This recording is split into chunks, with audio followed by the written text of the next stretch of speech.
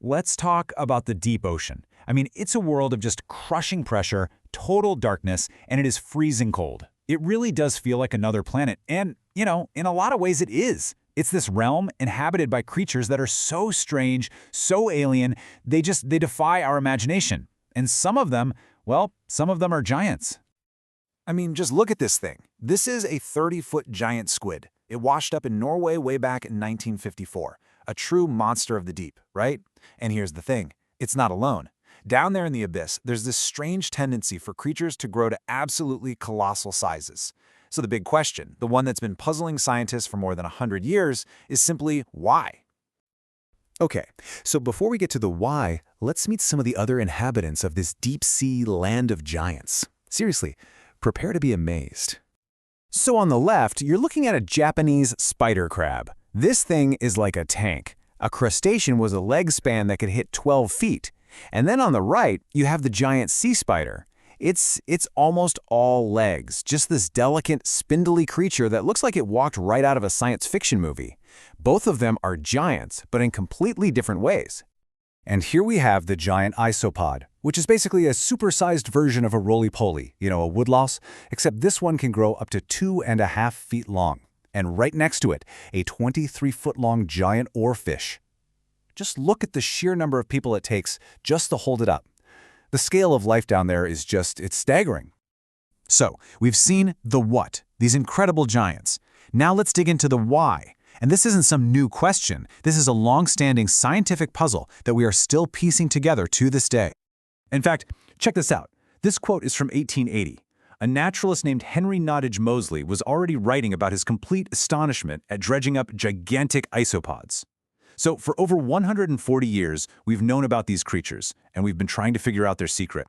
And this whole phenomenon, it actually has a name. It's called deep-sea gigantism, or sometimes abyssal gigantism. It's this observed trend where animals in the deep sea grow much, much larger than their cousins who are living up in the sunny, shallow waters near the surface.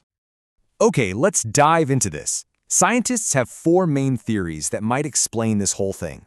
Think of them as clues to solving one of the ocean's greatest mysteries. And they're not mutually exclusive. In fact, they might all be working together to create the perfect conditions for giants to evolve. So the first clue has to do with the environment itself. The deep sea is bone-chillingly cold, right? A lot of the time, it's just hovering right above freezing. And that cold, it changes everything. Now, this is connected to a biological idea called Bergmann's rule. To put it simply, the extreme cold slows everything way down, including an animal's metabolism and its aging process. So what does that mean? It means they live longer. And for creatures that never really stop growing, like a lot of the crustaceans we've seen, a longer life means more time to get absolutely enormous. And that slow metabolism from the cold? Well, that leads us right to our second clue, which is all about dinner, or more accurately, the lack of it. The deep sea is basically a food desert. Most meals come from what scientists call marine snow, this constant shower of dead organic stuff drifting down from the surface. Or, if they're really lucky, the jackpot of a huge whale carcass sinking to the seafloor.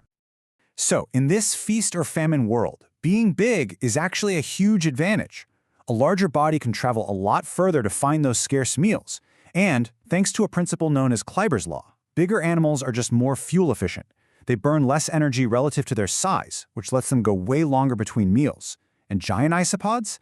They are the absolute masters of this. They will gorge themselves when they find food, eating so much they can barely move, and then just live off that single meal for an incredible amount of time.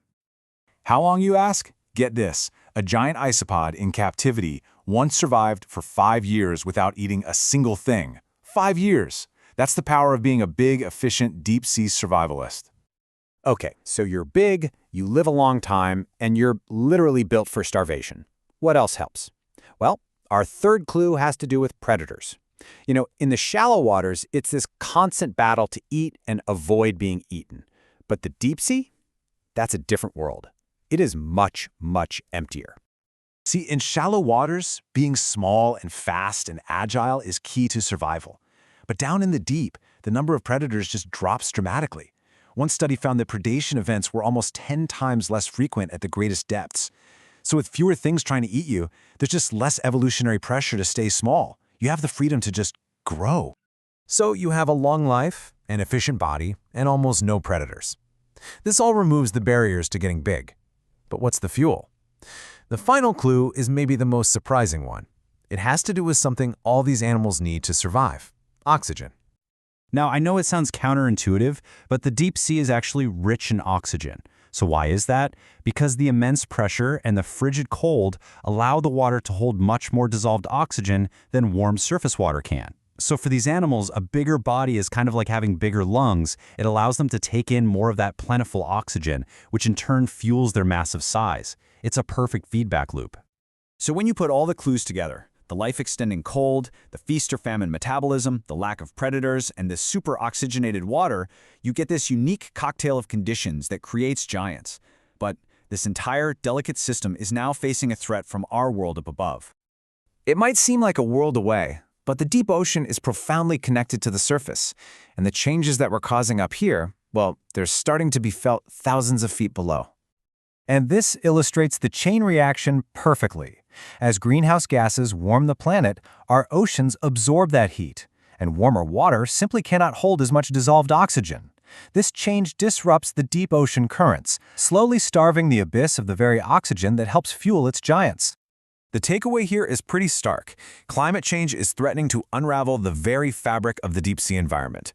The special conditions that have allowed these magnificent giants to evolve for millennia, this perfect, bizarre recipe for life on a colossal scale, it could all vanish within just a few generations. And that leaves us with a final and pretty sobering question. We've explored less than 5% of our own oceans. The giants we know about are likely just a tiny fraction of what's really down there. So what other wonders, what other mysteries of the deep will disappear before we even get a chance to know they exist?